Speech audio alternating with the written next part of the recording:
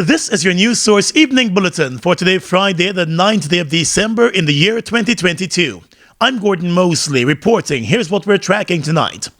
Weeks after the government announced that a new model oil and gas production sharing agreement will see major changes, such as increasing of royalties from 2 to 10%, the upping of corporation tax of 10%, and the limiting of oil blocks to companies, President Irfaan Ali has announced that 14 new oil blocks will go on auction from today. A change from an earlier position that the blocks will be auctioned until next year. He made the announcement from State House early this morning. We have committed that the new blocks will be publicly auctioned. Today, 14 such blocks will be placed on auction, and we're hoping that the close of the submission of the bids will be on the 14th of April 2023, and our timeline is to have contracts awarded by the end of May 2023. The president said that there will be competitive negotiations and evaluation from the bids received during the bidding process. He also said the aim is to ultimately have the best possible outcome for Guyana, having learned a lesson from the Stabroek block and the production sharing agreement there. Though calls are mounting for the government to institute its new terms on the ExxonMobil future discoveries in the Stabroek block, the president today shrugged off those calls, reiterating that his government respects the sanctity of that contract. For the 14 oil blocks going up for auction, President Ali said the government is looking for serious developers who will move quickly to get down to business. We have improved fiscal terms that provide a greater balance of the share of revenue between the government and contractor, while maintaining Guyana's competitive edge in the region and globally. There will also be a strict relinquishing clause, the president said, where companies that have proven that they do not have the capacity to develop the oil blocks even after the contract was awarded will have to relinquish those blocks. The 14 oil blocks will range from 1,000 to 3,000 square kilometers for each block, with majority of them being closer to the 2,000 square kilometer range. 11 of the blocks will be in the shallow area and 3 in the ultra-deep area. More news when we return. Something big is here. GTT presents the moment you've all been waiting for. 'Tis the season to drive with GTT. Get your chance to be one of 4 lucky winners of a Toyota Raise, plus weekly giveaways and more. Simply activate a prepaid plan, sign up for fiber and voice plan, pay any 2 bills with MMG, or join the GTT family, and vroom! It could be you. 4 Toyota Raises, 4 winners. Drive with GTT.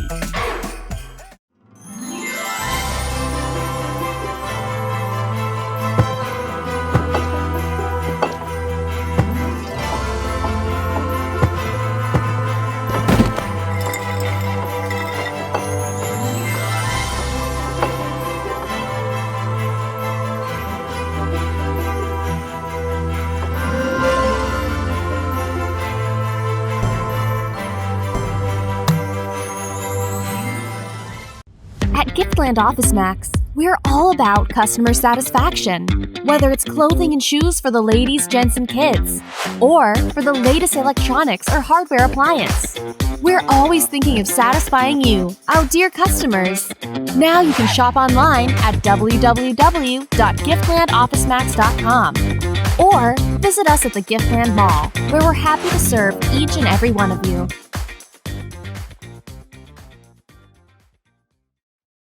Sorrel making, hey, garlic stirring, hey, ham and black cake eating. Now this is Christmas. 'Tis the season to get what you've always wanted with a little help from Republic Bank. Same day approvals apply online. It's time to make it happen for yourself and your family. Get cash back for the best Christmas ever. Sorrel making, hey, garlic stirring, hey, ham and black cake eating. Now this is Christmas. Republic Bank, we're the one for you. Mobil 1 is more than oil. It's many oils. It transforms at the molecular level. When cold, it's thicker than honey. When hot, it's thinner than water. Mobil 1 adapts and readapts to last longer. 16,000 kilometers between oil changes. That's your engine evolved. Sol Guyana is the authorized distributor of mobile lubricants. Get in the game with Buster. Win a full gaming setup, Xbox X, gaming chair, gaming speaker and headset, or any of over 60 weekly prizes like Oculus Quest 2, Mini 2 drone, Nintendo Switch, and many more top gaming prizes. Check below for details.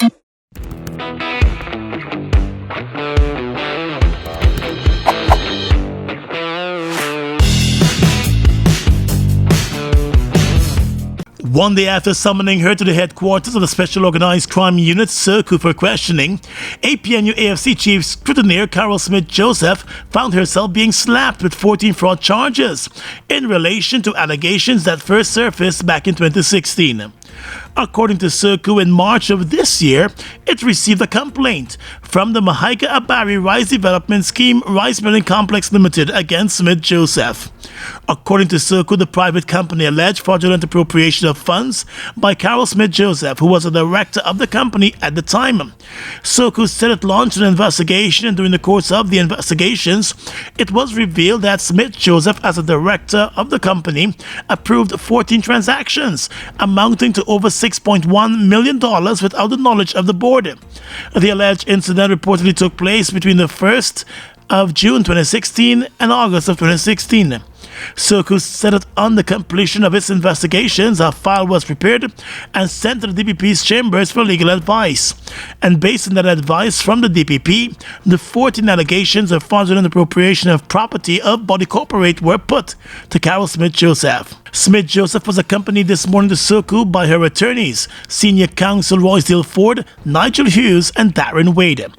Mr. Hughes said he believes that the charges are a direct response to the move by Smith-Joseph to the court recently over the local government elections. As you know, Ms. Joseph is the claimant who brought the proceedings in which Senior Counsel Ford appeared for her that successfully derailed the local government elections, causing GCOM to admit that they did not comply with the law, and I believe that these charges that they intend to file is a direct response to the fact that they have brought the actions against GCOM, and the GCOM has in effect admitted as a result of the action brought by Ms. Joseph that they erred by not following the law. So just the date of the allegations, I think, speak for themselves. This is May 2016. We are now in 2022. The present administration has been in office since 2020, and no attempt was made to lay these allegations until after Ms. Joseph commenced proceedings against GCOM. The move to the courts by Smith-Joseph has forced the Elections Commission to consider reopening the claims and objections period to make corrections to the voters list. The APNU AFC opposition has accused SERCU of harassment and following political directives. The High Court today shut down attempts by Vice President Barbara Jagdeo, Liberty and Justice Party leader Lennox Schumann, and two other high-profile government officials to block a series of lawsuits filed against them by former Deputy Chief Election Officer Roxanne Myers, amounting to close to $500 million for allegedly defaming her character during the course of the 2020 elections. Jagdeo and Schumann, along with PP Civic Member of Parliament Sanjeev Datadin and advisor to the Minister of Health Dr. Leslie Ramzami, had asked the court to stay the civil defamation proceedings instituted against them by the former Deputy Chief Election Officer until the criminal trials involving her were over. But today, Justice Navindra Singh denied their applications. The four had accused Ms. Myers of colluding with others to rig the 2020 elections in favor of the APNU AFC. The allegation formed the basis of Myers' multi-million-dollar defamation claims against them. In court, she was represented by attorney-at-law Husey Anderson, who objected to the applications to state defamation suits on the basis that they have no bearing on the criminal proceedings. He also presented facts that the criminal matters, which commenced in October of 2020, have been delayed by the prosecution's appeals of Magistrate Leron Daly's ruling to conduct a preliminary inquiry into the charges of misconduct in public office. The respondents, through their attorneys, argued that a stay was necessary because, according to them, Myers had to first win her criminal case in the magistrate's court before going to the High Court to ask it for money and compensation for their defamation of her character.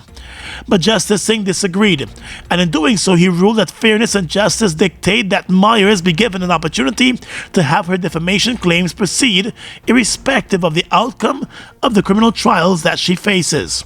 Justice Singh further ruled that since the criminal proceedings are nowhere near to commencement, he will proceed with case management of all the defamation matters on the 3rd of March next year. In a statement, Ms. Myers said her claim of damages for defamation against Jagdeo, Datadin, Schumann, and Ramsamy, worth in excess of $450 million, is now clear to start as early as March of 2023 because Justice Singh refused the applications for the stay. The Vice President had accused Ms. Myers of holding the chairman of the Guyana Elections Commission, Claudette Singh, hostage at GCOM's command center on the 5th of March, while the other three have been accused of slandering her in the local newspapers and online outlets. The Vice President was represented by attorney Devendra Kissoon. It's November already and soon it will be Christmas, so we at John Lewis Styles are giving away one Amazon Echo show every week in November and every day in December. Stream music and videos, make video calls and control smart devices, alarms, reminders and lots more. Every $5,000 spent gives you a chance to win when you shop for clothing, footwear, watches, fragrances, handbags, luggage and accessories. So visit us on Waterloo Street. John Lewis Styles, simply different. Did you know that the government has funded the 2022 budget through oil revenues? Yes. Money earned from oil production offshore is being used to support projects in Guyana, including social programs like the increase of public assistance and old age pension, as well as cash grants to support the vulnerable members of society. GBTI Quick Cash Christmas is back, just the way you like it. Get up to $500,000 easy for anything you want this Christmas. We ain't waiting on Santa. We buy and we own this Christmas. Apply at your nearest branch or online at www.gbtibank.com from October 15th to December 31st. GBTI, we see Christmas through your eyes. Terms and conditions apply. A very Merry Guyanese Christmas.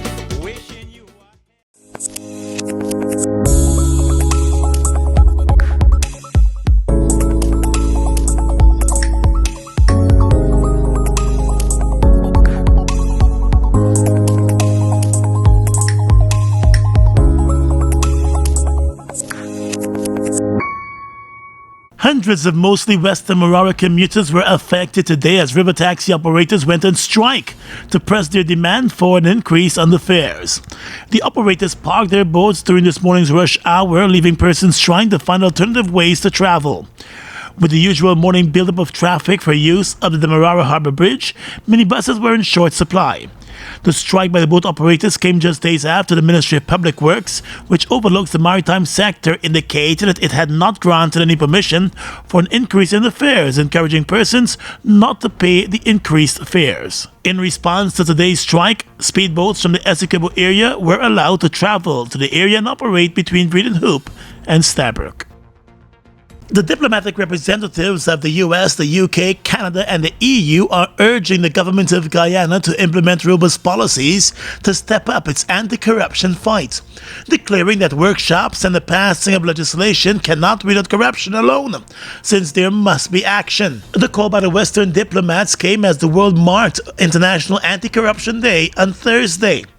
In the joint statement, they said combating corruption requires more than a robust legislative framework, since in each case where the legal framework allows for best practices, those practices must be implemented for all to see and experience. The diplomatic reps said as corruption disproportionately impacts the most vulnerable in the society, governments have a duty to hold to account those who engage in fraud, bribery, and collusion with criminal elements. The diplomats also said while they applaud the government and its efforts efforts, much more still needs to be done. They acknowledge that governments alone cannot solve corruption, which they refer to as a social disease. They charge that civil society and the private sector must also do their part to work collectively with the government to eradicate corruption at all levels. The statement said that as the year draws to a close, they look forward to more initiatives by the Guyanese government to address and eventually root out corruption, noting that Guyana's sturdy anti-corruption policies, together with swift responses to evidence-based cases of corruption practices, will clearly demonstrate to Guyanese citizens and the rest of the world that the government is committed to transparency, accountability, and responsiveness for the future benefit of the country. The Guyana government has been dogged by corruption accusations at the local, central, and regional levels. Earlier this year, Vice President Barra Jagdeo found himself in a major corruption scandal. He denied the allegations, but admitted that there is indeed corruption taking place and the perception of corruption. But he said that the government was working overtime to address those issues. In the statement from the Diplomats, they highlighted several steps taken by the government to address the issue of corruption. Vice President Barra Jagdeo today announced that sugar workers at the Guyana Sugar Corporation Gaisuku will also receive an 8% increase in their wages and salaries for 2022. The sugar workers will get also an 8% increase in their salary. So that's we decided that the sugar workers will also benefit from the 8% salary increase. The announcement by the Vice President comes days after the National Assembly approved another $1 billion in supplementary funding for the cash-strapped corporation Gaisuku. The money, according to the Minister of Agriculture, Zulfikar Mustafa, is intended for the retooling of sugar estates. 3 months ago, the National Assembly cleared a staggering $3.4 billion in supplementary funding for Gaisuku. Less than 6 months after, more than $6 billion was allocated in the national budget to the sugar industry. In the current budget year, Gaisuku has now received over $10 billion. In the 2021 budget, $2 billion was initially approved for Gaisuku, but by June of that same year, the government returned to the House and requested supplementary funding to the tune of $1.5 billion. Another $2.3 billion was later sought in December of that year. An additional $1.3 billion was used to facilitate disbursement of a one-off cash grant of $250,000 to more than 5,000 sugar workers who were severed under the former administration. In 2020, a total of $7 billion was approved for Gaisuku. Census takers are visiting communities across Guyana and collecting information from every household. This information will help the government to plan better for our country's development. All the information shared will be treated as strictly confidential, and everyone is asked to participate. No one should be alarmed about any question asked, because the answers provided will help to improve living standards, decrease community crime rates, and improve access to housing and healthcare, among other benefits. The census gives us the tool to identify some of these important gaps that exist across communities, within communities, and across regions, so that we can have targeted intervention. Yeah, we counting way from region 1 to region 10, the whole country. Yeah, we counting way. Food Max Supermarket, located on the ground floor of the Giftland Mall, is your one-stop shop for all your grocery needs. We stock a variety of imported frozen meat and food products, fresh produce, and pet supplies, freshly made bread. Rotisserie chicken and patties are also available daily. Shop in comfort today at Food Max and let our courteous staff assist you in satisfying your shopping needs. Food Max, the fresh food specialist. It's one of your biggest goals, getting your own home, where memories are made, where happiness lives. You may feel that home ownership or renovation is beyond your reach, but we at Republic want you to know that there's always a way. Ask us about our suite of mortgages. Let's help make your housing wishes come true. Or advise on how the equity in your existing home can finance other dreams and goals. Call or go online to learn more. Buster, win a full gaming setup, Xbox X, gaming chair, gaming speaker and headset.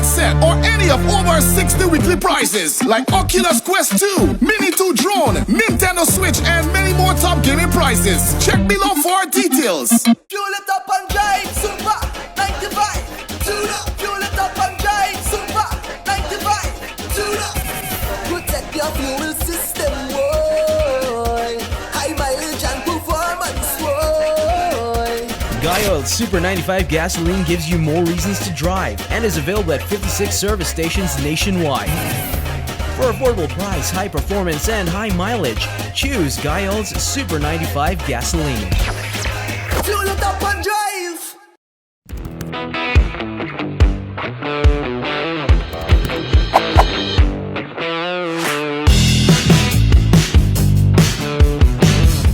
Across the region tonight, the UN-sanctioned regime in Haiti in response to the gang violence and humanitarian crisis should be working by January of 2023, the UN resident coordinator for the embattled Caribbean island nation said yesterday. At a news briefing, the official said the UN Security Council is still discussing possible international intervention in Haiti, 2 months after the UN chief Antonio Guterres proposed several countries send in rapid action strike force. The official said people are being confronted with violence on a daily basis in the capital of Haiti, and it cannot continue. Most countries remain skeptical of military intervention in Haiti, noting previous peacekeeping mission failures. Some prominent Haitian figures have already been sanctioned by individual countries. Haitian gangs have expanded their territory since the 2021 assassination of President Jovenel Moïse. The resulting violence has left much of the country off limits to government and led to routine gun battles with the police. Mexico says it is considering granting asylum to Peru's former president Pedro Castillo, who was impeached and then accused of rebellion in a dramatic turn of events on Wednesday. The 53-year-old Castillo is now in custody in Lima. His asylum request has been sent to Mexico's president. The two countries are now discussing the issue. Mr. Castillo was removed from office after he tried to dissolve Congress. Facing an impeachment vote, Castillo announced that he was dissolving the opposition-controlled legislative body. But Congress defied him, voted overwhelmingly to remove him from office, and his bodyguards stopped him from seeking refuge at the Mexican embassy in the capital of Lima. Just hours later, Congress swore in his vice president, 60-year-old Dina Boluarte, as the new president. In a letter to the Mexican president, Mr. Castillo's lawyers requested him to consider granting asylum in the face of the unfounded persecution of justice bodies. And finally tonight, international news. The US is entering a legal battle with Xbox maker Microsoft to block its plan to purchase the gaming firm behind hit titles such as Call of Duty. Regulators cited competition concerns, saying they feared that if the deal went through, Activision Blizzard games would stop being offered on non-Microsoft gaming consoles. The Activision purchase was said to be the biggest in Microsoft history. The company said it would fight to complete the $69 billion deal. The Microsoft president Brad Smith said the company had complete confidence in its case and welcomes the opportunity to present the case in court. The complaint against Microsoft is among the most high-profile legal fights to emerge from U.S. President Joe Biden's pledge to take a harder line against monopolies. And that's your News Source Evening Bulletin for tonight and this week. I'm Gordon Mosley reporting and encouraging you to stay safe.